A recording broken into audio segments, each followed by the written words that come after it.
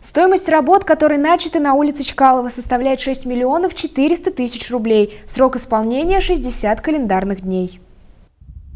Улица Чкалова, по которой мы идем в больничный городок, на рынок, в детские сады и лесопосадку, давно требовала ремонта. После того, как проведено тщательное обследование этого участка, состояние коммуникаций, проложенных под дорогой, принято решение о ремонте. И вот работа начата. В результате электронного аукциона муниципальный контракт получила нижегородская фирма «Инвест Групп НН». В его рамках будет произведена замена сетей водоснабжения, канализации и теплоснабжения. Затем восстановит и уширит проезжую часть дороги, и не только. В этом районе будет около 50 парковочных мест. Новую ветку ливневой канализации подключат к системе водоотведения, что на улице Островского. Стоимость работ составляет 6 миллионов 400 тысяч рублей. Срок исполнения контракта – сентябрь этого года.